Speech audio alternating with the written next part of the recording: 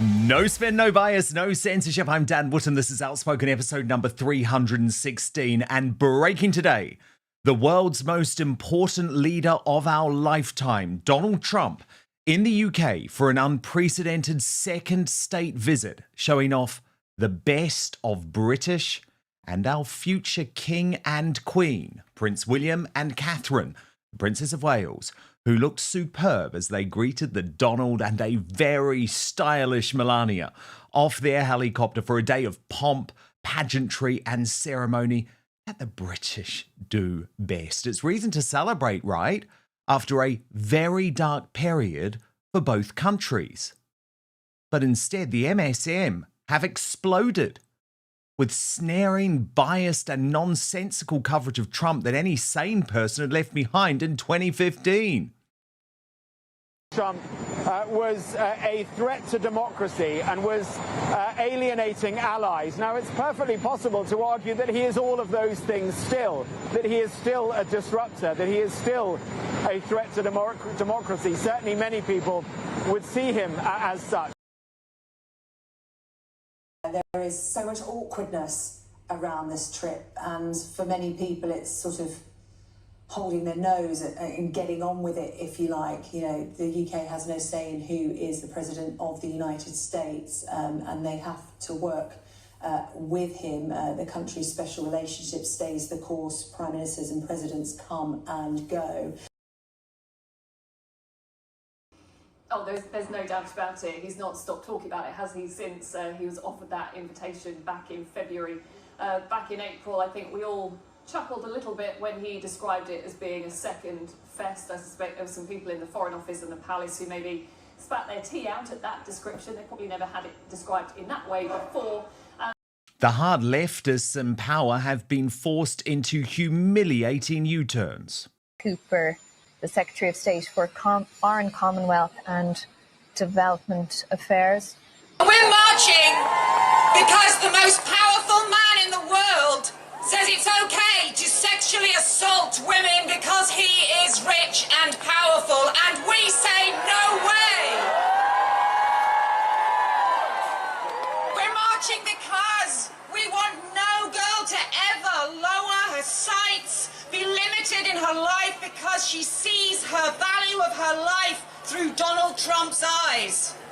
And can you believe this? London's failed Mayor Sadiq Khan has actually blamed the US president for Tommy Robinson's Unite the Kingdom rally as he throws around insane and untrue claims of racism. I also want to take the opportunity to categorically reject the appalling racism we saw on the capital streets this weekend. As the far right attempts to sow hatred, fear and division, I know many Londoners will be feeling scared. I want to be clear, everyone, no matter their race, faith or background, is welcome here. Now's the time for us to come together as Londoners and proud Brits to reject the far right, as we have done many times. Perhaps he needs to talk to this lovely lady. Go back to Africa. Oh no. Oh no. So far I got nothing. Oh wow. I'm heading. Am I welcome here? Of course you are. Sure? Yeah, we have New Zealand guys, we've got South African with us. Yeah. We've got everybody with us. Yeah. As long as you love the country, that's what we care. That's what we ask for. I love Britain! I love Trump! Yeah, I love Trump! I love Trump! I love Britain! That was the real feeling on Saturday. So in my digest next, I'll outline why the Trump derangement syndrome from our elite class is further proof of why they have lost British patriots. Then my superstar panel weigh in a perfect transatlantic pairing today from the UK, host of Tomlinson Talks on YouTube, Connor Tomlinson, and from the US, the host of the hit podcast and YouTube show Spot On with Link Lauren. Also coming up on the show today, Tommy Robinson destroys Camilla Tominey as she continues her campaign against Unite the Kingdom, having described the activist as a white supremacist on ITV's This Morning. And the regime media disgraces itself again over Charlie Kirk, as Charlie Sheen says this is our JFK moment. But we'll analyse why ABC decided to treat the shooter's trans romance as some sort of fairy tale love story. It will blow your mind. Then, in the uncancelled after show on Substack, Prince William's fury at King Charles over Prince Harry and Prince Andrew regarding his links to Jeffrey Epstein explodes in public. We're going to analyse this bombshell video with royal YouTube sensation P. Dinah. You can sign up to watch at www.outspoken.live. We'll also reveal Greatest Britain, Union Jackass. At the end of the show, of course, 3 huge nominees today. Slippery Starmer, nominated by Sarah, who says our inglorious PM, who is hiding in his panic room. The Labour cabinet were entirely missing from the emergency debate in the Commons yesterday, as was Starmer, snivelling cowards and utterly contemptuous of the country. Think the Ides of March will be sooner than 15th of the 3rd. And Shabna Mahmood, nominated by Mark, the Home Secretary, for deportation flight taking off without a single illegal migrant on board. Air Force Fast One, it's been described as. And also Sadiq Khan, nominated by It's Only Me 44, Sad IQ Khan, for being exposed for covering up grooming gangs. 3 huge nominees, all from the Labour Party. Get voting. Let me know your comments throughout the show. I will reveal the results before we go today. But now, let's go.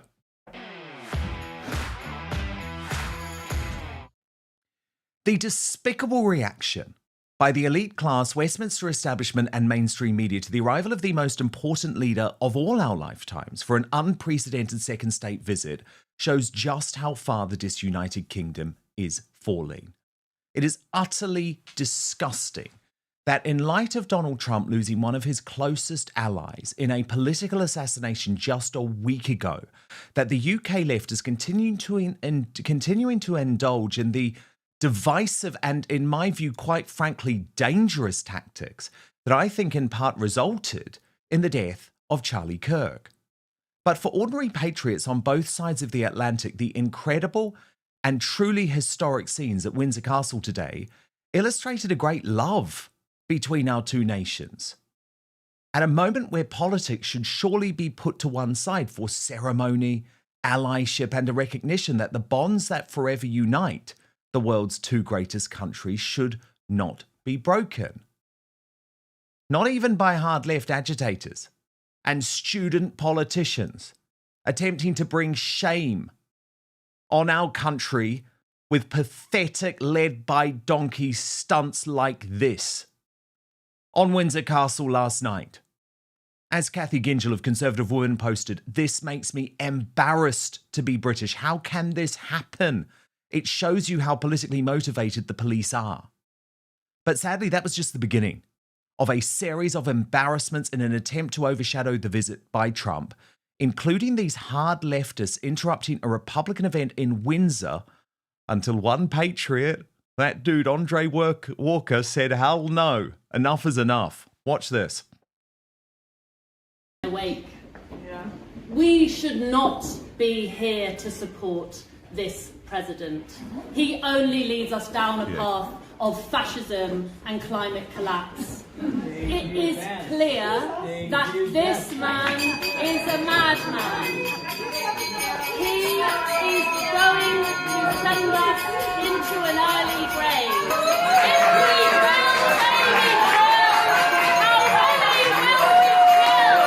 If we will, baby, how many will we kill? If we drill, baby, drill, how many will we kill?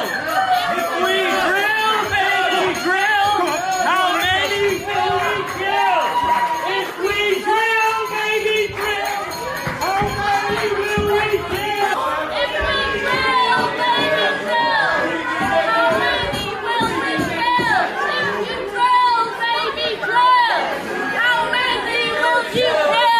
Good on Andre Walker for that. But I mean, I think there could actually be no greater embarrassment for our country than the fact that the woman greeting the Trumps off the plane was none other than this person. Also there, the Right Honourable Yvette Cooper, the Secretary of State for Foreign Commonwealth and Development Affairs.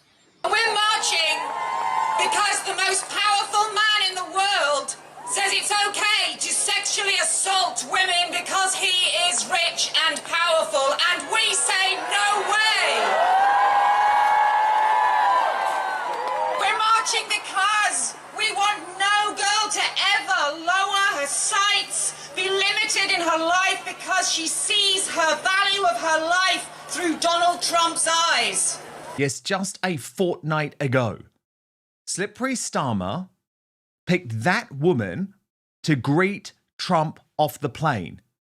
When last time he was here for a state visit, this is how she responded. When Trump posted on X, Sadiq Khan, who by all accounts has done a terrible job as Mayor of London, has been foolishly nasty to the visiting President of the United States, by far the most important ally of the United Kingdom. He is a stone-cold loser who should focus on crime on London, not me. Cooper responded then by saying, so appalled Theresa May has given this man a red-carpeted platform to do this. Doesn't help Britain to be lavishing pomp on a president so determined to be divisive, childish and destructive. Doesn't help US or world to be gifting him a whole load of royal photo ops to use next year. And she'd even attacked Trump in Parliament for daring to retweet Katie Hopkins. Mr. Speaker, I understand that the woman in question has indeed already been convicted of hate crime in this country, and on that basis, given the significance and the seriousness of having the President of the United States giving her such a huge platform, does he not think it would be appropriate for us to hear some word of condemnation and raising this from the Home Secretary or the Foreign Secretary? Starmer chose her to greet Trump off the plane. That prompted ex-Home Secretary Suella Braverman, a MAGA ally, to despair our country is being run by clowns, before adding, wish you all the best with your recovering from Trump derangement syndrome, Yvette Cooper. Keep taking those meds. They're obviously doing the job. But with Labour now in power, it was left to the regime media to keep up the hatred of Trump, with sly news by far the worst. Its US editor, Mark Stone, actually described Trump as still being a threat to democracy. That was interesting. What was also interesting, Yalda, was the length of time that Yvette Cooper shook the president's hand for. It must have been, it was at least 5-10 seconds. This from a woman who, not all that long ago, before she was in government, called Donald Trump inflammatory and ignorant, who had such criticism of his language over women. She, of course, a champion for women's rights, and yet felt able and keen to criticize him out of government. Now, of course, she finds herself as Foreign Secretary.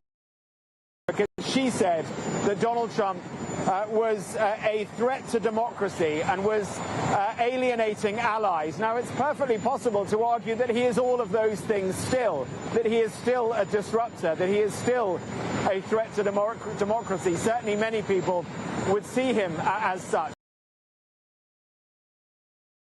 The broadcaster's hard-left UK news lead presenter Sarah Jane Mee, who is meant to be impartial, actually went further around this trip, and for many people it's sort of holding their nose and getting on with it, if you like. You know, the UK has no say in who is the President of the United States, and they have to work with him. The country's special relationship stays the course. Prime ministers and presidents come and go. And the station's chief royal reporter, a total snob called Rhiannon Mills, was quite literally sneering at Trump on air. Oh, there's no doubt about it. He's not stopped talking about it, has he, since he was offered that invitation back in February. Back in April, I think we all chuckled a little bit when he described it as being a second fest. I suspect there were some people in the Foreign Office and the Palace who maybe spat their tea out at that description. They probably never had it described in that way before. He's already said that, and he's already said they're doing it at Windsor. That makes it extra special. He's talked about being friends with King Charles. Others have said to me, the King doesn't necessarily know that much about him. But King Charles and the rest of the royal family, they know they are our diplomats in chief, and they will do everything to make the President feel welcome. Aren't these people just cressing us? Oh, we all chuckled. We all chuckled. Oh yeah, King Charles, he's not really friends with Trump. He doesn't even know about Trump. What total contempt they have The virulently anti-Trump Tom Bradby and Chris Shipp of Woke ITV was certainly no better. Tomorrow to see the man Mr. Trump called his friend Charles, who, he pointed out, is king now. Who knew? Tonight, the man who has reshaped the world order, for better or worse, entered the history books, touching down at Stansted, become the first ever president to have the red carpet rolled out twice for a state visit. And Chris is in Windsor tonight. Chris, this trip has barely got started, but I gather it's already not going entirely to plan. Could you just give us the details? Yes, Tom, I can. Actually, I was just listening to the end of Dan's report there when he talked about flatter and charm. Well, one way not to flatter or charm Donald Trump would be to project some images on that tower. You see that tower behind me there, Tom, currently white. Just a few moments ago, protesters, anti-Trump protesters from the hotel opposite, we think, managed to project some images on there. And what were they of? As you can probably see from some of these pictures, Donald Trump, Jeffrey Epstein, Prince Andrew and Jeffrey Epstein. I mean, that could not be a little more tricky and difficult just moments after Donald Trump arrived here. Narinder Kaur, of course, couldn't take the day off, posting King Charles and Trump in a golden carriage together. This is highly inappropriate. When Trump's name is finally revealed on the Epstein list, this moment will come back to haunt the monarchy. James O'Brien couldn't help himself either. Donald Trump is a vicious bully. He is an inconsistent, unreliable, mercurial, whimsical, vicious bully. He will indulge his own prejudices and proclivities to the detriment of the national interest, the public interest, any other interest except his own. Sometimes he'll even damage his own interest because he is too blinkered by his own vitriol and narcissism to recognise reality. But Donald Trump is also the president of the United States of America, ergo one of the most powerful people in the world. So Donald Trump is all the things his critics call him, but none of them can deny the fact that he is also the president of the United States of America. So it's not only a question of whether Keir Starmer has any choice but to assume the position. He has adopted a role of borderline sycophancy, as Theresa May did before him, and I don't think Theresa May had any choice. But what else can you do? What else can you do? But the absolute worst of the lot, and I have to talk about this horrible, dangerous individual, London's failed mayor, Sadiq Khan, who decided to directly blame Trump. And blame is a weird word, given we're talking about a highly successful event, for the weekend's historic Uniting the Kingdom free speech rally organised by Tommy Robinson, which he has wrongly derided as being racist. Khan wrote, President Trump has fanned the flames of the far right, and now a toxic form of politics is spilling out onto our streets. These are dark times, but those who seek to divide us will not win. Julia Hartley-Brewer rightly made the point that no one has done more to divide London than Khan, and even leftist Piers Morgan took issue, writing, so tedious, predictable and embarrassing for the Mayor of London to do this every time President Trump comes to town. He may get the likes he craves from the woke brigade, but I suspect a lot of Londoners would much prefer Trump to Khan tackling issues like crime in London. Now, as you can see, I was at the rally. I mean, look at the people at the rally, right? It was the least racist event ever. Certainly far less racist than any of the pro-Hamas hate marches which have dominated the streets of London for the past 2 years. Indeed, I would argue that the real racist is the English-hating Sadiq Khan, who needs to watch this video. Go back to Africa. Oh no. Oh no. So far I got nothing. Oh wow. Oh, is that so? I'm heading. Am I welcome here? Of course you are. Sure? Yeah, we have New Zealand guys, we've got South African with us. Yeah. We've got everybody with us. Yeah. As long as you love the country, that's all we care. That's all we ask for. I love Britain! I love Trump! Yeah, I love Trump! I love Trump! I love Britain! She loves a lot more than Trump. Pardon? Nothing. What would you say? I will give you the full moon.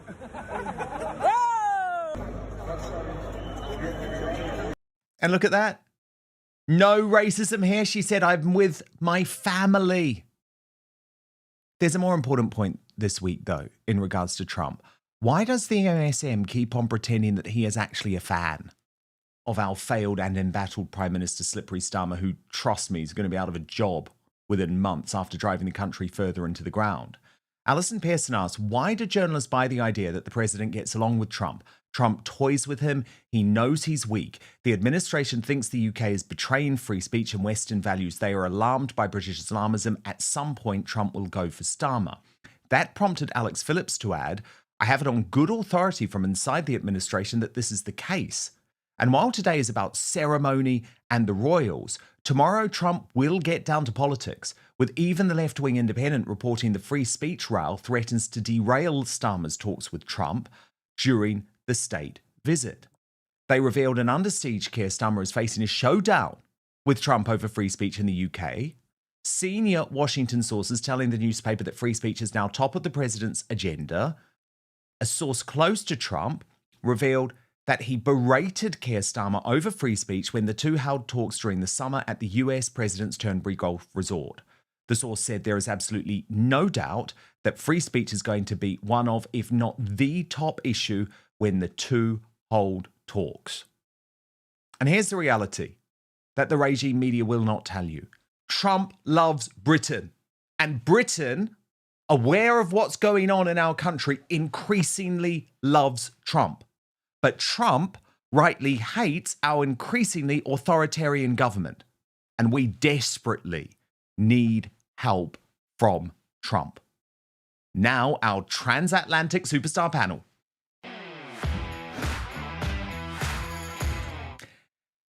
Host of Spot On with Link Lauren with us alongside Connor Tomlinson of Tomlinson Talks. I mean, Connor, it is extraordinary, isn't it? So soon after the assassination of Charlie Kirk, that the hard left in the UK are using all of the same tropes, all of the same dangerous tactics, all of the same divisive rhetoric. They will never learn.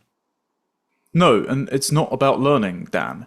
They know what they're doing. They know they're putting a target on Trump's head. They know that they are smearing Trump, his supporters, his friends, the late Charlie Kirk, as the nadir, the lowest possible point of the post-war moral order, which is Nazis, fascists, racists. Even in an absurd exchange I had with some protesters on Capitol Hill, they called me neo-Confederates before they realized I was English. It's embarrassing, except if you realize this is what they want. This is why so many people were celebrating the death of Charlie Kirk in the last week. They are happy to see us dead. They want to see us killed in front of our family members and then dance atop our coffin and use our bodies for their particular political causes. And this is why they keep calling Donald Trump a threat to democracy. What they mean by this, they do not mean the popular vote. They do not mean respecting the mandate of an election, because they are happy to engage in the performative contradiction of allowing Hillary Clinton to deny the election in 2016, then say Donald Trump doesn't respect the outcome of election in 2020, and then in 2025 threaten to impeach Trump again because they didn't get their way. What they mean is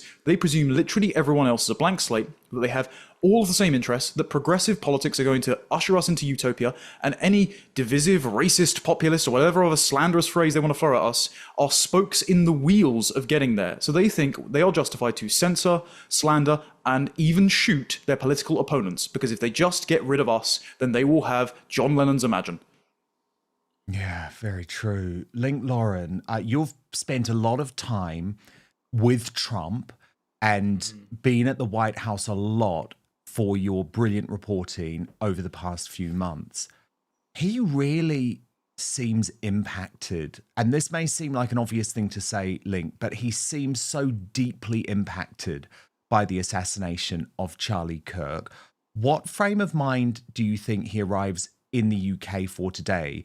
This is still a really big moment for him, but maybe one that has been really overshadowed by the events of the past week.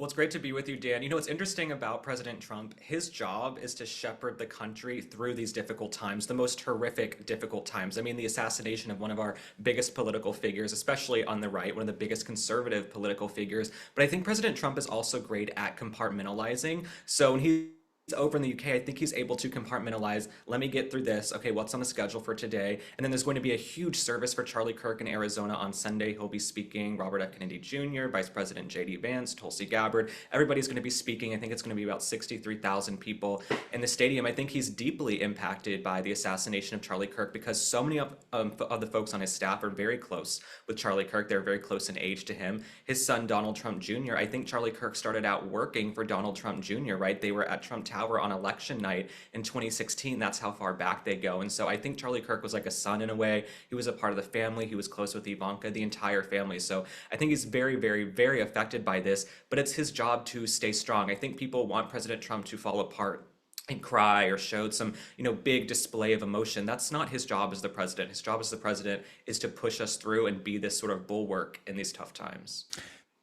Link, we are looking at the most incredible footage, right? Surely even you admit we do this best, right? Like there is nothing like a state visit in the United Kingdom. What's really interesting, Link, and I know you obviously cover the royals closely on Spot On, Trump was very interested and made it clear that his real priority was spending some face time with Catherine, the Princess of Wales, and Prince William. As you know, because of all of their challenges over the past year, they've had quite a light schedule up until this point. Catherine hasn't really been that involved in the last couple of state visits. She is there front and center for the next 2 days. Obviously, today, Trump described her as beautiful, and she certainly did look beautiful, although I think you could argue Melania Trump is really channeling Jackie O in the fashion stakes for this state visit. But do you think Trump gets a sense that the royal family, the sort of power base within the royal family is moving towards William and Catherine? Well, absolutely. I think he knows that William and Catherine, they're going to take the throne someday. I mean, pretty soon in a few years, they're going to be the ones in power. And unfortunately, King Charles and Camilla will pass on. It's nice that Camilla has recovered from her sinus infection, her sinusitis. She made a quick recovery in time for today to be with them. But no, I think they know that William and Catherine, they're the next in line. I think he also has this deep respect for William. They met up when I think there was the reopening of Notre Dame. I think they had a little meeting together and they sat on couches and they talked, and people can go find those pictures. So they've been close for a while. I think there's a mutual respect there. I think President Trump also understands that his base really loves William and Catherine, right? MAGA loves William and Catherine. The conservative media here loves William and Catherine. We love following them. And I think he just respects her in general because, look, she's come through cancer. She's a mother. She's taking care of her kids. She's doing her royal engagements. And William and Catherine, unlike Harry and Meghan, really respect the monarchy, and they know that their job is to eventually be king and queen someday. And so I think he respects that in them because he has the same sort of duty to the country that they do. Connor, what's been your response to the mainstream media coverage of this visit? Oh, it's embarrassing, as per usual. I mean, these people don't represent anyone. The perfect example of how out of touch they were was actually at the Unite the Kingdom rally over the weekend when Martin Brunt, who I may remind your viewers, Dan, celebrated people being locked up in prison during the Southport protests and riots, and said that there were Asian gangs inside prison that will give them a very cold reception, implying there would be extrajudicial assaults and killings while inside prison for his political enemies. He then went and stood with the miserable mob of the Stand Up to Racism Socialist Worker Party demonstrators because he probably didn't feel safe among the much more peaceful and patriotic marchers who were on the Unite the Kingdom rally. So we already know that our media is bankrupt and completely divorced from how the patriotic majority feel in this country. The same thing has been happening with British media as it has happened with the US media in the aftermath of Charlie Kirk's death. The news agents have never uttered the name Charlie Kirk until after he has been killed, and now is going through his history, inventing quotes and painting him as divisive, and the only reason you would do that is to justify his murder. So the idea that Donald Trump is unwelcome in the UK after he's already won the popular vote, he won the plurality of Hispanic men by promising mass deportations, for God's sake. The idea that he isn't completely mainstream and acceptable is demented. And this mainstream media doesn't understand that the same thing is coming for them in about 4 years' time. That there's going to be a Trump-style revolution in the UK. Hopefully they live up to the potential of that revolution, as we have encouraged them repeatedly on this show and online, Dan. And there's been some encouraging noises coming out of Reform UK in recent days. And this media aren't going to know what's hit them politically by the time that it reaches them by 2029. The Trump-style revolution for the United Kingdom may well be coming quicker than our leaders believe. I mean, Tommy Robinson is literally now just mocking the official crowd-sized predictions for this weekend's Unite the Kingdom rally, posting 3 laughing face emojis with that police estimate of 110,000 with a picture, even in just that frame, showing far more than that. He added, numbers don't lie. Our Unite the Kingdom rally brought 3 million people onto the streets of London from all walks of life, united under one banner, the largest protest in British history, sending legacy media, politicians and leftists into a meltdown of lies, attacks and manipulation attempts. They failed on every front, exposing themselves further at every turn. They've lost the narrative. We are the media now. Then he released this video. Watch. People call rallies like this racist.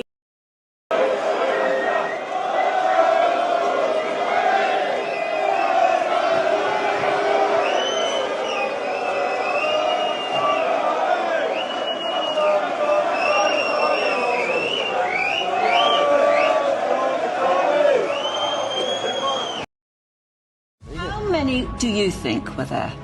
I estimates at 110,000. I would say it was at least 3 times that. I mean, what was leaving Waterloo was easily 110,000. It's over 1 million. The BBC reports 3 million.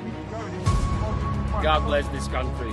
The number of people there are grossly underestimated because you couldn't move through Whitehall, you couldn't move through Parliament Square and so on. Very inspiring. And you find Tommy Robinson inspiring? Yes. What do you find absolutely inspiring about him? There is only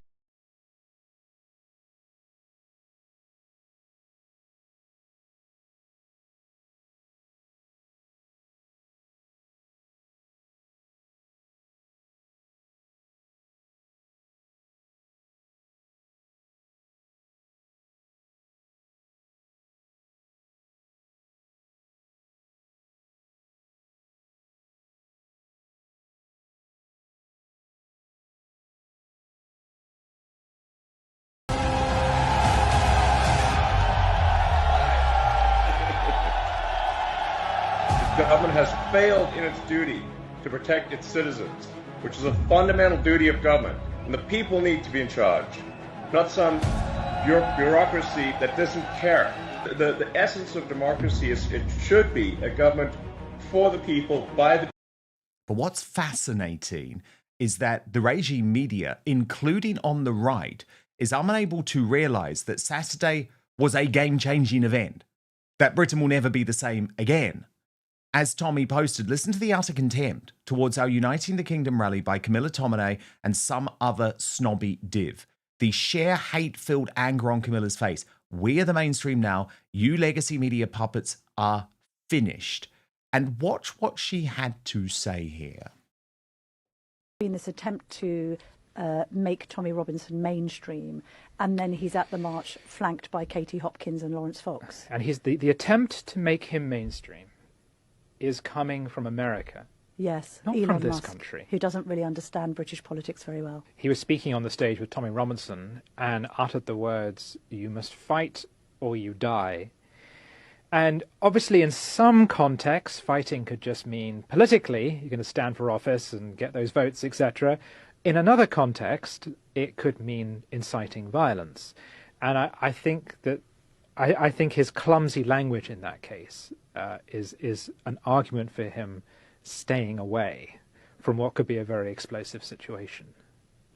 And then when they do have this giant march and when they do organise speakers, who do they wind up with? Katie Hopkins. And also on the march was Lawrence Fox. He's not mainstream. He's not mainstream. He's not big. He's not substantive. If this march is for anything, and it comes down to Lawrence Fox, Katie Hopkins, and Tommy Robinson, I just don't know what it's for. I don't know what it represents, except I hate to say it, but people trying to make a second career out of politics. Camilla, the mainstream is dead. Wake up. It's dead because of people like you who have misled us for so many years. Lawrence Fox actually responded to that comment, saying the dying media really don't get it. The biggest protest London has ever seen, and they just sit in a little media bubble studio with their clipped little posh voices, completely unable to fathom why no one gives a shit what they think anymore. The more of this snobbery, the better. You're just increasing Tommy Robinson's support. And I mean, the snobbery is just insane. Like, look at this from Paul Mason, who posted images from the Unite the Kingdom rally saying this is not a class, it's a subculture based on white Christian supremacy and hostility to the present, calls to ban halal, Hindu temples, etc. The demographic here looks nothing like the towns people came from, let alone the rest of Britain, which you could argue is the problem. But why I do believe we're having a major Overton shifting window moment is that Nigel Farage has refused to condemn either Elon Musk, Tommy Robinson, or those who were marching. Just a few months ago, he was describing Tommy Robinson as a woman beater, totally factually incorrect, by the way, and talking about that lot. And Camilla Badenoch, even more of a mainstream figure as leader of the Conservative Party, also refused to take the bait during this fascinating exchange with the leftist LBC presenter Ian Dale. Watch. You look at the comments that he made, and it's very easy to read it in multiple contexts. What I don't want to be doing is condemning this person, condemning that person. We've been doing that for many years. He was inciting violence, well, I don't actually think that he was. I think he was saying, if people are being violent, fight back. Fight back or die. Well, it's not the sort of language that I would use, but what I'm trying to do right now is de-escalate. Even asking me to say, well, will you condemn Elon Musk? That's not a de-escalation. All of this... Well, I think it is, actually. I think people out there listening will think, well, that's exactly what a responsible leader of the opposition should do. I disagree, Ian, because a lot of people would have interpreted his remarks very differently. What I need to do is set out... And you're pandering to them. No, I'm not pandering to them. What I'm not going to do is set my stall based on what did Tommy Robinson say? Do you agree? What did Elon Musk say? Do you agree? I'm not a commentator. I'm a politician. Sure. No, Ian, I'm pushing back on this. Okay, it is a trap, and I'm not seeking to trap you. You're not even willing to call Tommy Robinson far right. No, I'm just not engaging in that, because you know what happened last year? The Prime Minister went out and called a group of parents and many legitimate protesters far right. It didn't calm things down. What it did was escalate, and we saw riots in Southport. We just need to stop. Okay.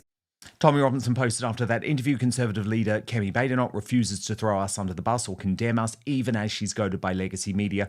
Things are changing. The Overton window has shifted. This is the power of people, our street movement. They can't ignore us any longer. Connor Tomlinson, has something fundamentally changed? Definitely. I mean, I clipped the section where Nigel Farage refused to denounce Elon Musk, Tommy Robinson, and all of the marchers. And I observed that very few people had commented on this. But it's important because Richard Tice, infamously in an interview with Camilla Tominey, funnily enough, disparaged all of those attending a previous United Kingdom rally as that lot. Nigel Farage had previously called Tommy Robinson alt-right, which means white nationalist. Tommy Robinson flies the Israel flag, wears an IDF shirt, and loads of his friends are like blacks and Sikhs, so I don't think that's suitable. But anyway, they felt at liberty, or perhaps that they needed to, disparage that crowd before. And then, if we're to believe the numbers of bird's eye view estimations, that there were 800,000 to a million people in attendance, that's a quarter of Reform's voter base at the last election. Now, given Robinson had commanded most of those people to vote Reform at the last election, despite the presence of UKIP and the appearance of Advance UK, I would wager that the majority of those people are still probably voting Reform out of political realism. And so it's hard to look at a quarter of your voter base from the last election and decide they are worth disparaging. Instead, because of the peaceful and patriotic nature of that march, the fact that only 8 people got arrested. Actually, it seems like more people got arrested from the Stand Up to Racism rent-a-mob that was trying to counter-protest, with government funding, of course, this organic groundswell of patriotic sentiment from the majority. It seems that actually this has proven that we have moral consideration on our side, that we own our own country, we should fly our own flag, and that everyone who is uncomfortable with this, the host majority population of this country flying their own flag in their own capital city, everyone who doesn't like it should just go elsewhere where they're more comfortable. Link, it was really interesting, wasn't it? Hearing those regime media folk trying to pin this on you guys, you know, saying this is just the Americans. It's just the Americans who want to sort of like make the British patriots take back their country. It's a completely bizarre reaction. It seems to stem from this absolute hatred, though, of Elon Musk. Well, what's interesting is that for years we were told it was racist to want secure borders or deportations, but then the New York Times here in the States, they do these polls. A majority of Americans support mass deportations. I think 60%, maybe over 60% at this point, support mass deportations, right? You should want a country that's safe, secure, that has secure borders. I think Elon Musk has also been a huge proponent of free speech. I mean, when he bought X, that opened up a lane for so many of us to have these conversations. When you could get deplatformed other places just for having these common sense conversations. I'll also say President Trump was kind of the canary in the coal mine. He came out in 2015 saying, we have to build a wall, we have to do deportations. I mean, he ran on build the wall, deportation, secure the border, right? And now we have the most secure border, I think, in world history. Our border, I don't think anything's getting across our border, maybe like a mouse and or a rat jealous. at this point. But no, yeah, you guys are jealous. And I mean, over in the UK, one thing we talk about a lot, and maybe it'll come up with Keir Starmer in their meeting tomorrow, you guys are like throwing people in jail for tweets and things you post on social media. And here we have free speech in the United States. And there's some folks on the left who always want to say, we're being deplatformed, or we're this and that, or we don't have free speech. Let me just tell you, there is no country with more free speech than the United States right now. I mean, even in the, president's press pool, right? You don't have to love the president. They'll still let you come in and ask him questions and be around him. He's the most accessible, transparent person, in probably political history. But it is kind of crazy to see what you guys are dealing with over there with the censorship and them knocking on doors for social media posts. It's like what we experienced during COVID with the Biden era. Indeed. And I mean, what's interesting today, Link, is obviously this is the ceremonial section of this state visit. So this was just a couple of hours ago. Trump seemingly very interested, being shown around some of the portrait galleries at Windsor Castle. But of course, tomorrow, that's when things get political. That's when he has the talks with Slippery Starmer. And that's where there's this high stakes press conference.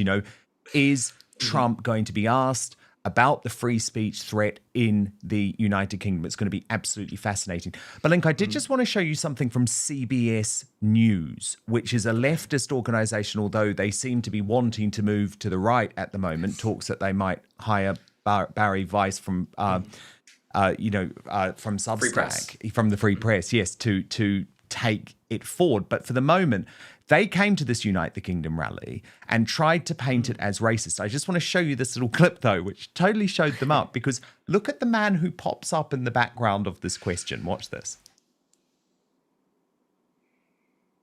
Think of when people call rallies like this racist. Oh, that's just a buzzword that they've been using for years to try to discourage it. They want to change the West completely and put it under more of an authoritarian rule. So just a very happy black man who was at the protest, Link, just like I was, surrounded by black human beings, surrounded by Asian human beings. But why is even the American media trying to paint this patriotic movement in the United Kingdom as racist when it clearly is not? Well, it's interesting. I'm holding out hope for CBS. I believe they've been bought by Larry Ellison and they're bringing on Barry Weiss. I'm holding out hope for CBS. I think they're going to move more to the middle and more to common sense. But no, it is interesting to see people, be painted as racist for just wanting secure borders. But when you look at even some of the data here in the States, right, people were shocked that Hispanic Americans want secure borders. They want immigration policy that works. And I think a lot of these leftists were really shocked to see minority groups, Asian Americans, coming out and saying, you know what, we want secure borders. And it's why we saw sort of this new coalition vote for President Trump last November. They said, you know what? We actually want someone who's going to make a country that works for us. We're tired of people coming in and taking our jobs, who don't pay their taxes, who don't live here, who don't abide by our laws. In New York City, you had people being put up in hotels, given cash cards, food, medical care, transportation, who had just run across the border illegally days prior. And then you have veterans, Americans who've served our country, sleeping on the street. And so I think it's interesting to see this new coalition of Hispanics, Asians, Black Americans shifting to the right because they want a secure border as well. I mean, you cannot have mass migration in numbers like this and have a country that works, right? A country without borders is not a country. So I'm hoping you guys can sort of get on our bandwagon a little bit and maybe glean a little bit from President Trump's visit. And I'll add one more thing. You mentioned Keir Starmer and how President Trump gets along with him and is friendly. One thing about President Trump, he gets along with everyone. I mean, he went to North Korea in his first term and did a walkabout with, Kim Jong-un. He hangs out with Xi, he hangs out with Putin, he hangs out with Starmer. That is his job. He can get along with anybody. And then he can turn in a minute and we got to go toe to toe. Right? Like when Zelensky came to the White House a few months ago, big blowout. He left. We want him to turn Link. Yeah. So I think one thing about President Trump is don't be sort of dismayed by the fact that he gets along and is friendly with everyone, because if he has to hold their feet to the fire, he can turn in a second and do that as well. Yeah, I think we're desperately hoping for that. It also really makes me laugh when he very awkwardly refers to Keir Starmer's wife, who's always miserable, by the way, because she's like, how am I married to this horrible man? And he's dragging me to these things, and he always calls her beautiful, and it makes me laugh. Sadiq Khan is doing the lowest of the low, though, and trying to paint the Unite the Kingdom rally officially as racist, even though there's absolutely no evidence for it, and it makes no sense. As Bernie pointed out, Bernie Spofford on X, our friend, how odd. Because the week before, at a pro-Palestinian demonstration in London, at least 25 individuals were charged with assaulting officers or public order violations. Absolute silence from the mayor.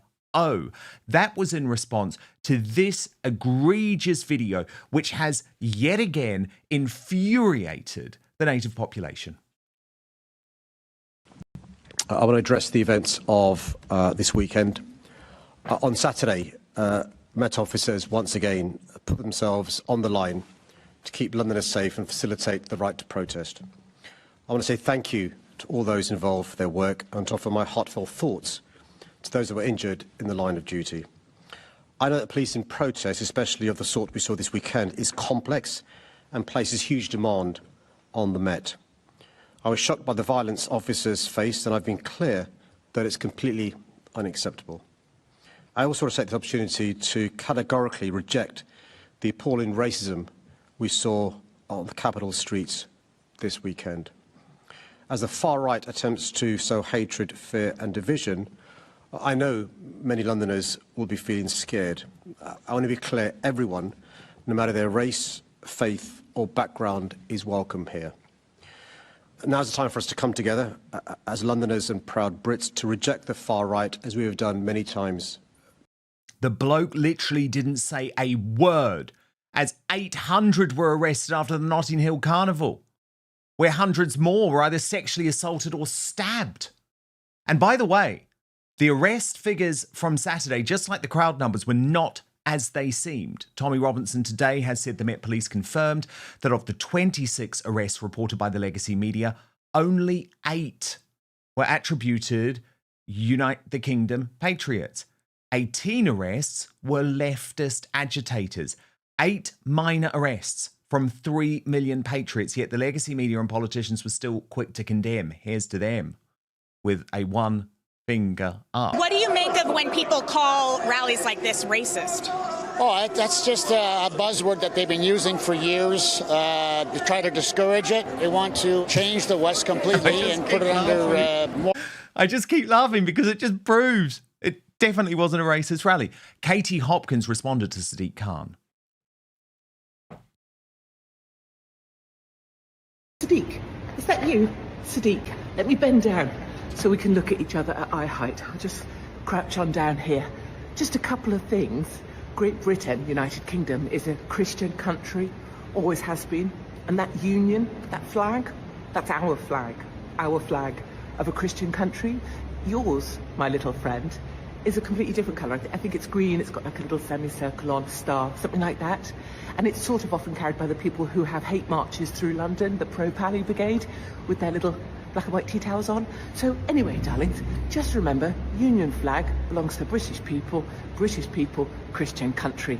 And for too long we have rather tiptoed around the cultures that choose to join us, and not enough time standing up for the culture others, like you, chose to join. That's it, darling. Be careful you don't bang your head on the edge of that table when you leave.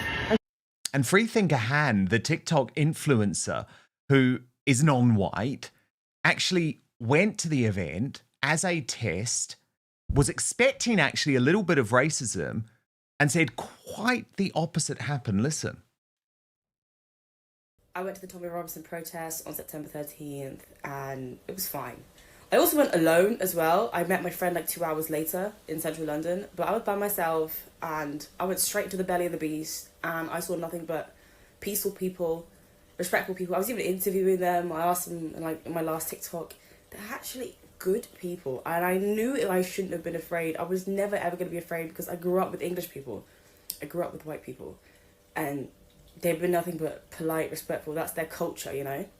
Politeness, Britishness, you know. The issue is a lot of minority cultures for them have become the predominant culture in areas of the UK like London, Liverpool, Manchester, Luton, to the point that these towns and cities become unrecognisable. And British people flee because they no longer feel a sense of connection or identity to these towns and cities. You wouldn't want to lose what it means to be black. We all love our culture and our ethnicity, and it's the same for white people. They love what it means to be English, and they're allowed to love that. To my wonderful superstar panel, host of their own hit podcast, Spot On, with Link Lauren and Tomlinson Talks. Connor, look, I have such an issue with this, right? Because it is a theme that has been picked up by Sadiq Khan, absolutely amplified by the regime media. I've literally watched woke ITV have their big stars like Ranveer Singh, who happens to be non-white, say I would have just been too scared to be in there. Lorraine Kelly reporting today on statistics which apparently claim that a third of British minorities would not have been comfortable at the Tommy Robinson protest, and Khan actually going one step further and just out and out calling them racist, when I was on the ground. I was there. It was a completely diverse crowd. There was literally no racism. Like, literally. Okay, Dan, I think it's the first time we're going to disagree on your show. I am happy Let's fight. that the last woman whose TikTok you played has such an affinity for the English host majority she lives among. She seems very nice, and I'm glad that she's making the case for why we should be equally proud of our heritage, our history, our country, as all of the tribal ethnic minorities imported into our country. Likewise, black chap who waved in the background of that interview, probably a nice guy. I don't think we should be holding up non-white people as bulletproof shields. I think we should be arguing for our country on our own terms. I literally could not give a shit if they called us racist. I don't care. They are just liars, they're propagandists, and they want to engage in replacement migration. Sadiq Khan is a subversive Islamist who gives a hell of a lot of a long leash to, as Katie Hopkins mentioned, demented pro-Hamas protesters, and has for the last 2 years. He would like nothing more than to see our country crushed and turned into a caliphate. So if he calls us racist, it's just a smear. We are welcome to have those people who did not have the same heritage that built this country, but who have formed strong relationships and made themselves part of our friends and families, joining us on our patriotic marches or as part of our patriotic movement. But we shouldn't push them to the front of the queue just to deflect from accusations of being called racist, because then we're engaging in DEI just like the rest of them. No, do you know what? I actually agree with you. I actually do agree with you. I completely agree with you. And I guess the only reason I'm raising it is because of the claims of racism since. I mean, certainly on Saturday, and obviously I was streaming live for the whole 6 hours, race never came up. It just wasn't something that anyone was even thinking about. But obviously when these people have gone away and said it is racist. But I understand your point, because even if it had been 100% white people there, it doesn't mean that any of those people are racist or actually trying to maintain your country as a Christian predominantly English country is at all racist. So no, sadly, we're not going to have our first fight because I agree with you, but thank you for telling me off. I do understand your point, absolutely. Link, I could chime in, yes, could I please. chime in on that topic real quick? Well, it's interesting because I'm reminded here in the States, I feel like folks on the left are so focused on identity politics, race, gender, pronouns, sexuality, but then when you go to some of these conservative events, no one cares. Everybody's like, okay, we want a merit-based society. You're welcome. Come on in. You go to a Trump rally. It's Black, Asians, Hispanics, people from all walks of life. But no, it's the folks on the left who are constantly focused on skin color and racism and all of this. And everyone on the right is like, no, we're just trying to have a good time and pay our bills and live our lives. So it's kind of funny to see how you have the same thing in your regime media. 100%. But I do think that TikTok influencer was interesting because she did go expecting to be subjected to some form of racism, and then it absolutely didn't happen.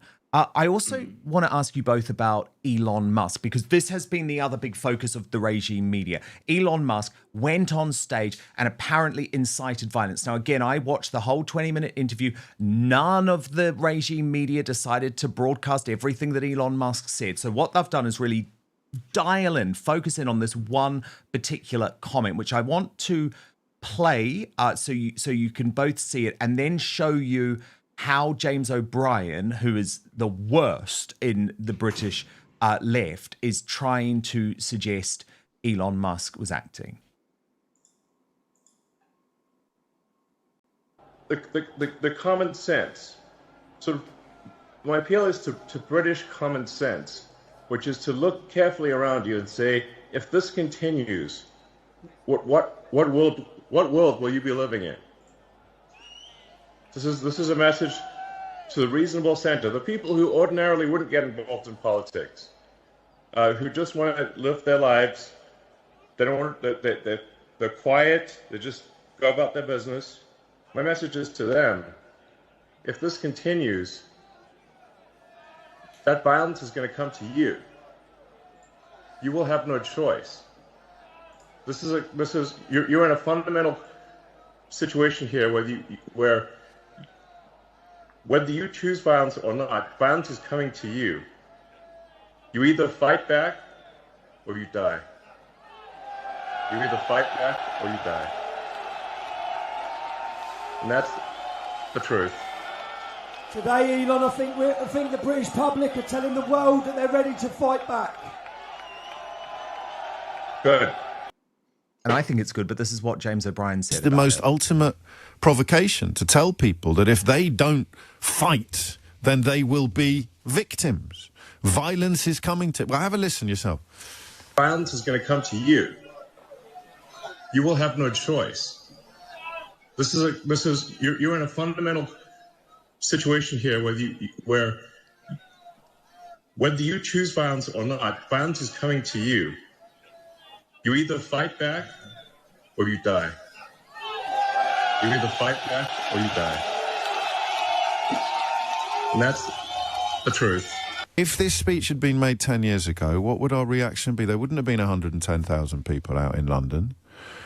And I think we would have had the confidence and the courage to say, hey, foreign billionaire, get out of our heads. Stop telling our neighbours that they should be attacking us, if that's what he's doing. What do you think he is talking about when he says violence is coming to you? You either fight back or you die. And Keir Starmer, I don't think, has acknowledged this speech in any way, shape or form. But, I mean, Connor, the total hypocrisy of the fact that Starmer then releases a statement saying we're in the fight of our lives. No one's suggesting that he was inciting violence. Yeah, that alcoholic gargoyle, as usual, talks complete nonsense, and I don't understand why he even has a show. The point of that phrase there, Dan, is back, implying that this is a defensive posture.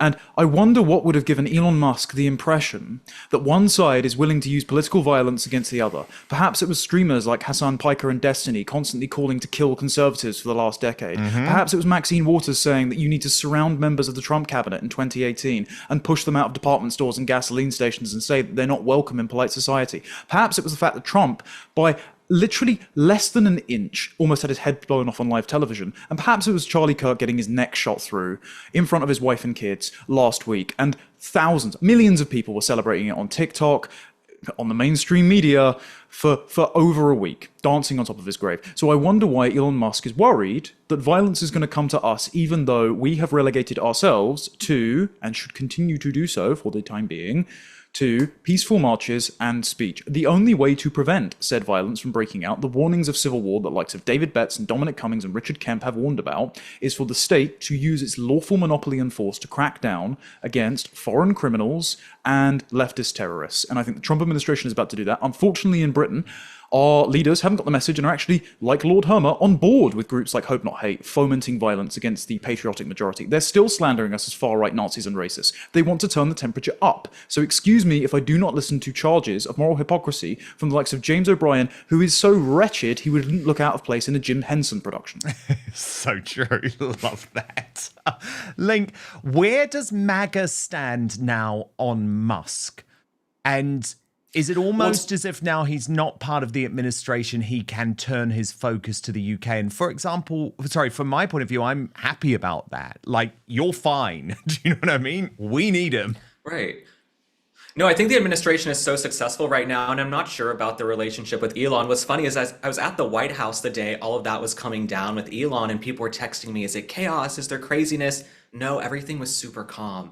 Everything was calm. One thing about President Trump, he's going to do what he's going to do. He's going to run the country, going to spend time with his friends, his family. He's going to get things done, right? Other people are going to come and go. And I think people have to remember, President Trump's been around a long time. It takes a lot to shake him or phase him. So I think he wishes Elon Musk well. He said that on record. Maybe we'll see them again someday, but I don't think anyone is really losing sleep over it right now. But I want to chime in on what you guys were just talking about, because we have the same thing here in the States. The folks on the left in the mainstream media, they're always telling folks on the right to tone down the rhetoric, right? Tone down the rhetoric. Mind you, they want you dead. They're calling you Nazis, fascist, Hitler, excuse me, that's what they're calling us. They're calling us threats to democracy and trying to shoot us and kill us. But they're the ones telling us to tone down the rhetoric. So I think all these people are hypocrites. And then what we've seen also in the last few days since Charlie Kirk's horrific assassination, you've seen conservatives come together for vigils and prayer and going to church and being calm and peaceful. What did we see after George Floyd and Black Lives Matter? The burning down of buildings, right? And total and utter chaos on the streets. So no, these folks on the left, I guess in the UK and the US, who say tone down the rhetoric, they're full of crap. They're full of crap because they're the same ones calling us Nazis and Hitler every single day. Yeah, totally. And sometimes you just have to think, well, actually, we can use that language too. You know, if Starmer is allowed to talk about fighting talk, then I don't understand why we're not. The US legacy media is proving that it is really the ultimate bad actor after the assassination of Charlie Kirk. The most astonishing news report has emerged of an ABC News reporter talking about Tyler Henderson, the shooter of the Trump ally, as if he is involved in some type of fairy tale love story with his so-called trans lover, in reality, gay lover. We're going to get reaction on this from Connor Tomlinson of Tomlinson Talks and Link Lauren of Spot On in just one moment. But first, watch the astonishing report from ABC News. We have seen an alleged murder with such specific text messages about the alleged murder weapon, where it was hidden, how it was placed, what was on it, but also it was very touching in a way that I think many of us didn't expect. A very intimate portrait into this relationship between the suspect's roommate and the suspect himself, with him repeatedly calling his roommate, who is transitioning, calling him my love, and I want to protect you, my love. So it was this duality of someone who the attorney said not only jeopardized the life of Charlie Kirk and the crowd, but was doing it in front of children, which is one of the aggravating circumstances of this case. And on the other hand, he was, speaking so lovingly about his partner. So a very interesting and, as Pierre said, riveting press conference, David. It was. Now, Connor and Link, you both have your own connections with Charlie Kirk, which I'll come to in 1 second. But Link, I mean, seriously? That is how this news is being reported on a mainstream American network? What, the trans love story between Tyler Robinson, Charlie Kirk's shooter, and his gay love? Like, seriously? What the fuck is going on? I don't even know how to explain. I don't have the words, but I will try to articulate it. And I believe he issued an apology, but it's going to take a lot more than an apology. No, these were not just lovers, right? This was a horrific assassin who put a bullet through Charlie Kirk's neck. And then you had his transgender furry lover. I would wager to bet that Tyler Robinson was probably a few months away from coming out as like non-binary and then probably transitioning himself. That's sort of how the woke mind virus seems to get you if you hang out with those certain people. But yeah, no, I don't take any of them seriously in the mainstream media, because they don't even really understand what they've done, right? And they also don't understand the lack of influence that they're going to have going into the midterms and going into 2028. I mean, they have unleashed the Kraken and woken people up. I think there are millions of people who maybe felt apolitical or sat on the sidelines a little bit and said, I'm not going to do politics. And in the last week, in the wake of Charlie Kirk's assassination, they realized, oh, politics is going to do us, whether or not we get in the ring. And so I think Charlie Kirk's wife, Erica, is really going to spearhead that. People are going to come out in droves and fight. We've seen tens of thousands of people put in requests to have Turning Point USA chapter. So the mainstream media can continue to report whatever they want. A majority of these young folks who followed Charlie Kirk, they don't own television sets anyway, so they're not watching the mainstream media, and they're even more galvanized to fight for this country and to fight for Western civilization, honestly. I mean, yeah, Erica Kirk has been absolutely incredible. And I mean, that group of people coming together for the memorial service on Sunday, it's going to be quite something. But I mean, Connor, doesn't that report from ABC News, though, show a far greater rot in the mainstream media that really does have to be pointed out and exposed?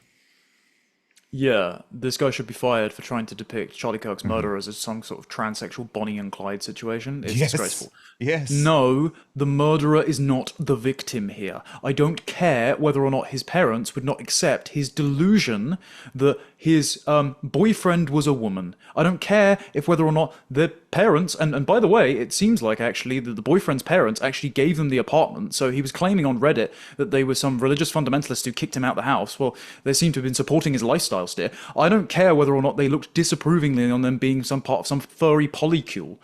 By the way, the boyfriend, with the texts that we have been released to the public, and whether or not that they are authentic, as some people have said, it looks almost staged, put that to one side. Whether or not it's authentic, the boyfriend knew that his boyfriend, Tyler, had committed the murder for about 24 hours before he turned himself in. So he is a co-conspirator. He did not turn in his boyfriend, despite the confession that he killed Charlie Kirk. So these people are absolutely rancid. They are not innocent bystanders. They are not victims. Charlie Kirk's family have been insulted, disrespected over the last few days. They had to watch their husband and their father die, and then they've had people defaming him, rewriting his legacy, and saying that he deserved to get shot. So to imply that as happened on CNN as well, there was some sort of gay rights activist that was on there implying that the shooter only did this because he wasn't accepted by his MAGA father. For them to do that, they should never be allowed a job in broadcast media again. They are untrustworthy, they've shot all their credibility, and they should be ashamed to look people in the eye going forward. Yeah, well, really... Connor, if I could chime in on that too, here in the media, they keep saying, oh, we don't know the motive. We don't know the shooter's motive. They said that the day of and in the day since. And then they said it in Butler on July 13th with President Trump. They said, we don't know Thomas Crook's motive. He could have been a Republican. Yeah, a Republican's trying to shoot President Trump and trying to shoot Charlie Kirk. Give me a freaking break. These people try to just gaslight us every single day. We don't know the motives. Don't assume the motives. Probably the motive is to stop one of the biggest conservative figures in American history. Probably the motive. I'm not in Mensa, but I'm guessing that's the motive. Yeah, indeed. I mean, I put on some CNN last night, Abby Phillips's show, which is, full of leftists. And it was nuts, that they had Montel William on really slamming Charlie Kirk again. I'm like, you literally have not learned anything. But look, I want to ask you both about this developing story gaining a lot of traction in the US, Candace Owens versus Bill Ackman, over whether Charlie Kirk was in some way being pressured by Israel. She's obviously made claims that Benjamin Netanyahu had offered funding to Turning Point, and this has divided the right. Okay, it has completely divided the right, Connor, because even though Candace hasn't quite come out and said it, and I think there clearly is some factual basis in terms of the pressure that was being put on not just Charlie Kirk. I mean, I was watching Megyn Kelly's show last night, and she had previously interviewed Charlie Kirk, and they'd spoken about that pressure. And we know that there is obviously pressure coming from the pro-Israel lobby. But where the right is divided, Connor, is that Candace seems to be leaning towards a world where she is going to at least lay the groundwork to say that actually this was not a trans-motivated shooting. These messages between Tyler Henderson and his boyfriend are not real, and this may have been a political assassination driven by Mossad and driven by Israel. Your take, Connor. Two things can be true at once. The first thing that can be true is that Israel, because of its appalling PR, which Netanyahu seems to have admitted in a trigonometry interview. I mean, they may as well have hired Hamas to do their PR for them. They have got zero support among anyone under 30. Megyn Kelly tweeted this out earlier. Whether that's because we're more focused on our own countries, and so we think they can take care of themselves, or whether because Gen Z is the most diverse generation in history, and so people from the third world tend to think everything is the Jews' fault, or because women have pathological compassion over on the left, and so they treat Hamas like they're a bunch of defenseless toddlers.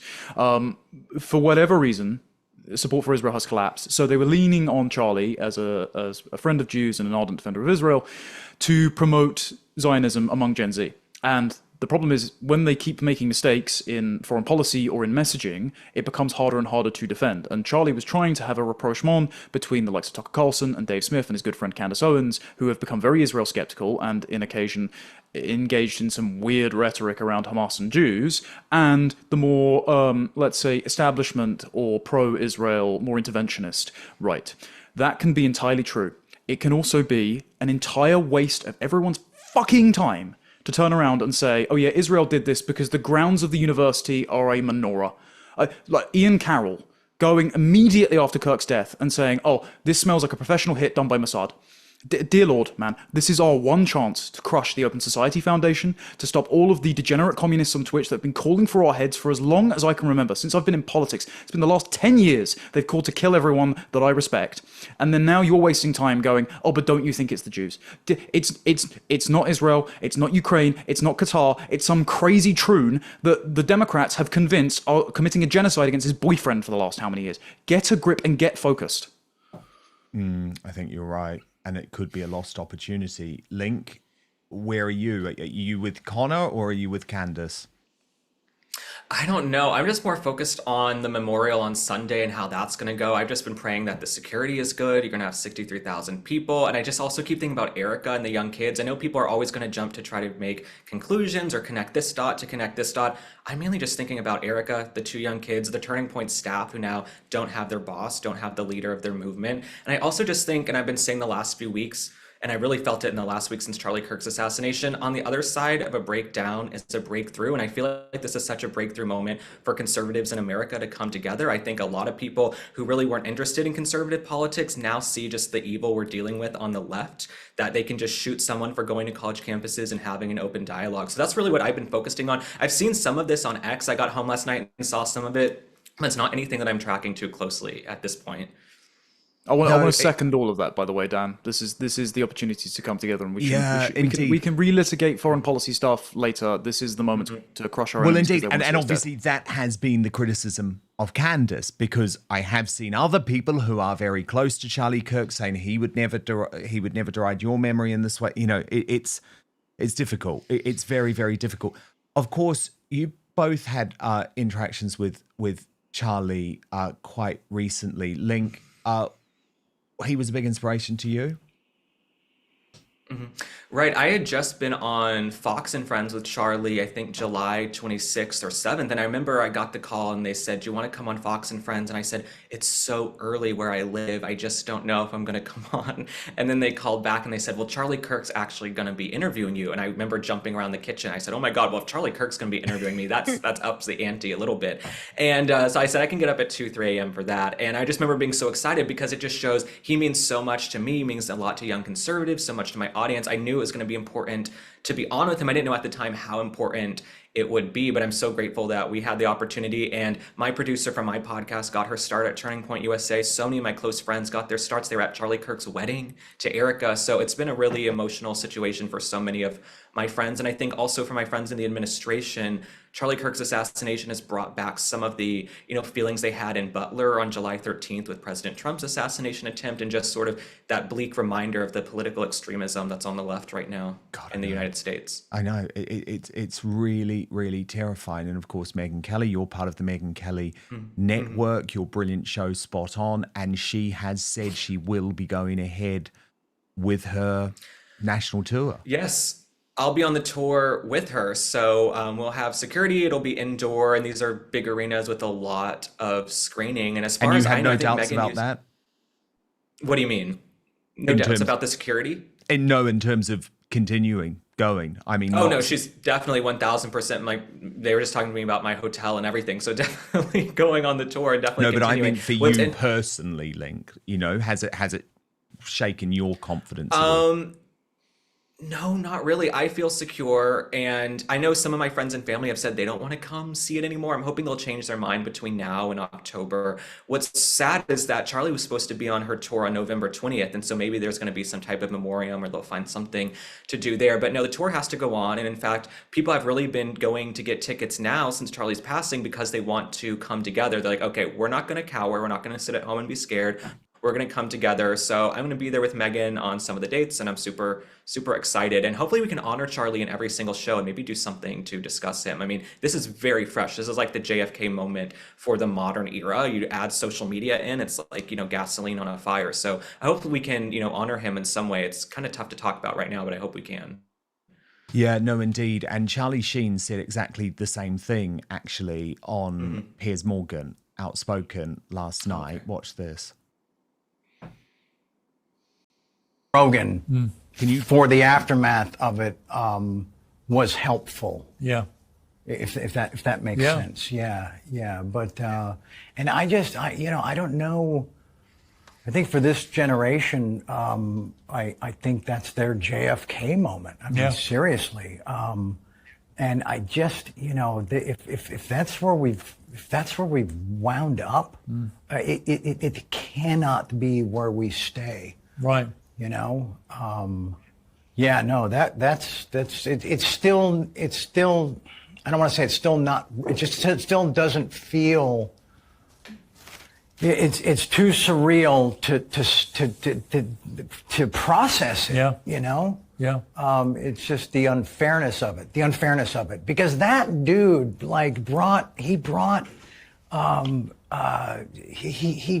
he didn't demean people. He didn't ridicule people. He didn't belittle or embarrass or gotcha. He showed up, as prepared as you could have been, as passionate as you could have been, and just asked people to just have an open debate. Just, okay, here's what I believe and here's why, and let's hear your side of it. You know what I'm saying? Yeah. And that it turned into that is just that just can't be. We can't keep having days like that moving forward. No.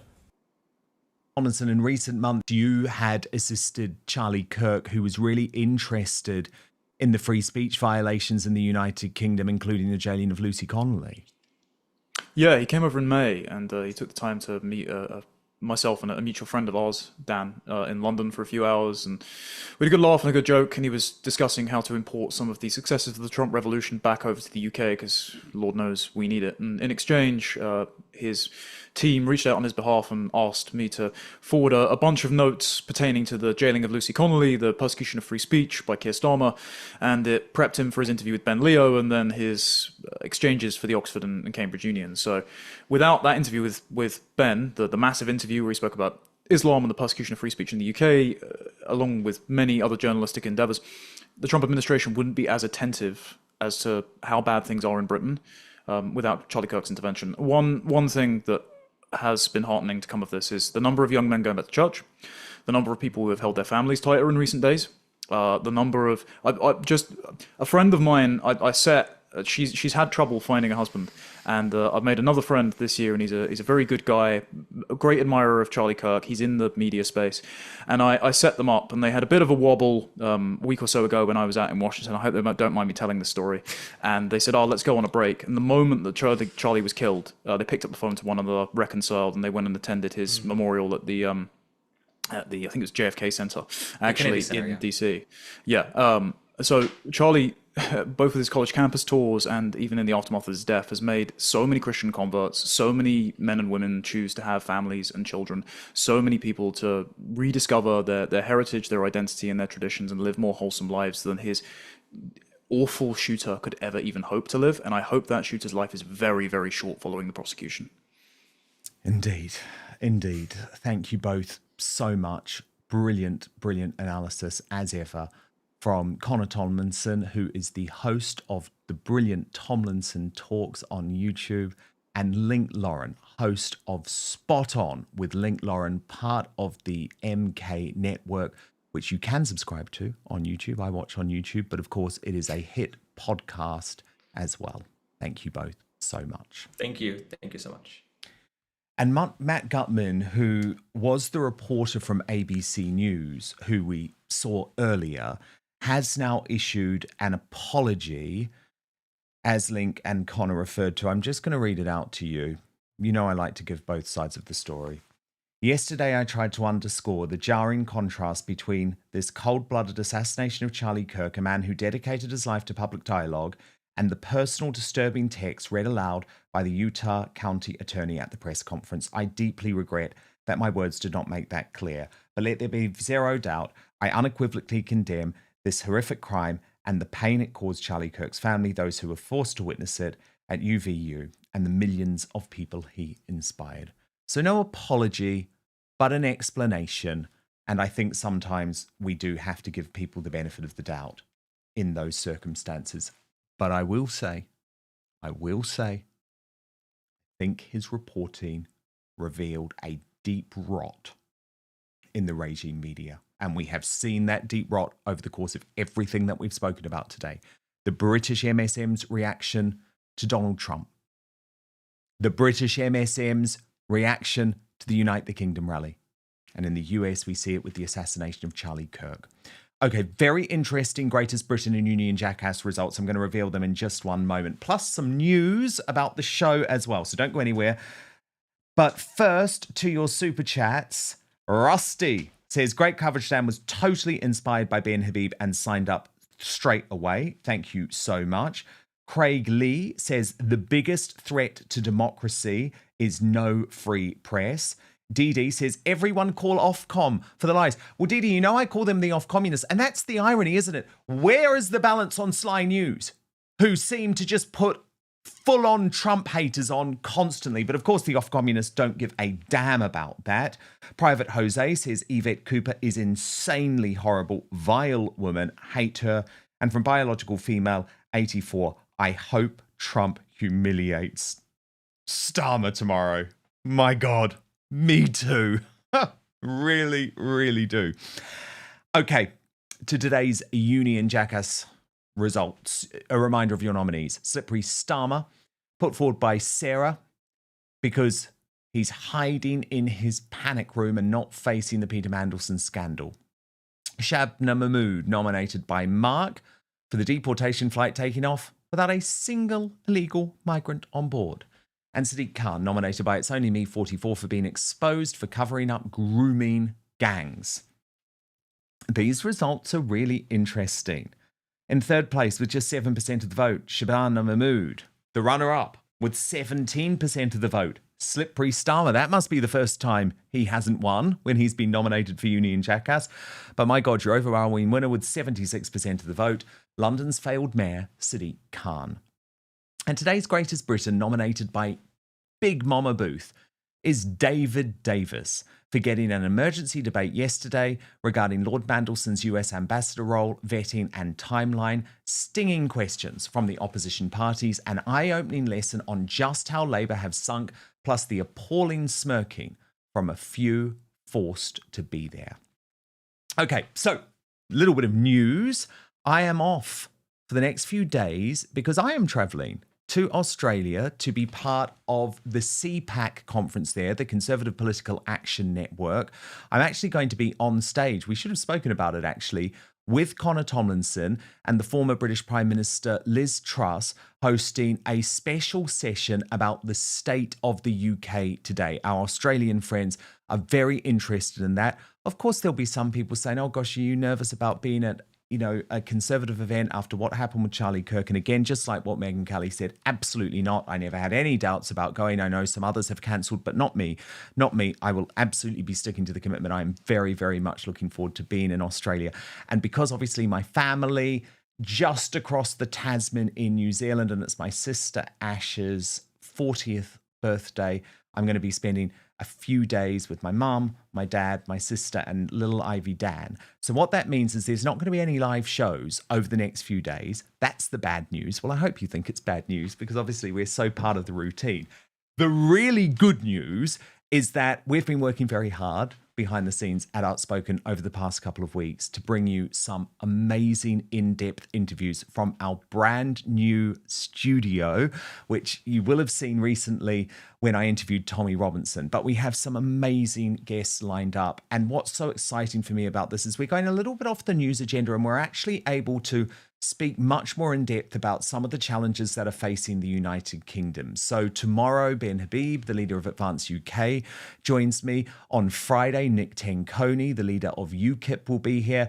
And then next week, we're speaking to some really interesting people, including the cancelled comedian, Dapper Laughs, Harvey Proctor, who has a lot to say about James O'Brien, Bruce Unfiltered, one of the brilliant new breed of conservative independent news journalist, and also Billboard Chris, who is a really fascinating activist on the whole issue of gender ideology. So there is a lot of content coming for you over the next few days. We still have a show, so please, please, please, it's so important for Outspoken that you keep watching live, that you're here at 5 o'clock. The live chat will still be going as normal. And I can guarantee you, because of my guests, not because of me, but because of my guests, these interviews that are coming over the next few days are truly illuminating, fascinating, and nothing is off limits. So while I'm going to miss you a lot, there is still content for you coming every single day. And of course, if some major news breaks, I'll find a way to be with you from Australia. But yes, I've got a very big flight tomorrow, and I'm super, super looking forward to seeing our Australian Outspoken community in Brisbane for CPAC Australia. As I say, I'm going to be on that panel with Liz Truss and Connor Tomlinson on Saturday, and I'm very, very much looking forward to being there and then spending a bit of time with my wonderful family. So thank you so much, and I will be back with you live very, very soon, but do stick with Outspoken until then.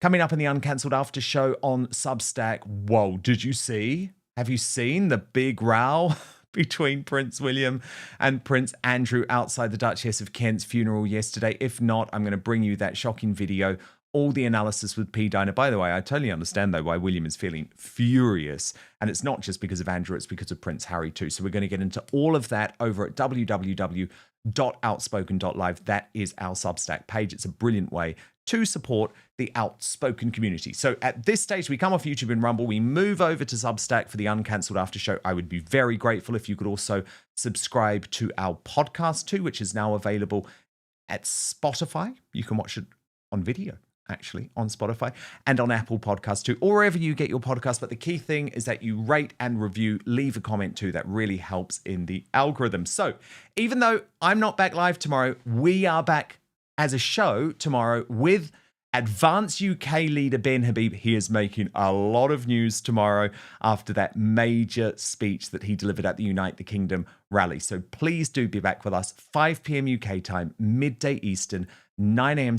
Pacific. Hit subscribe on YouTube, turn on that notification bell, then you'll be alerted to all of our brand new episodes. And most importantly, I promise to keep fighting for you.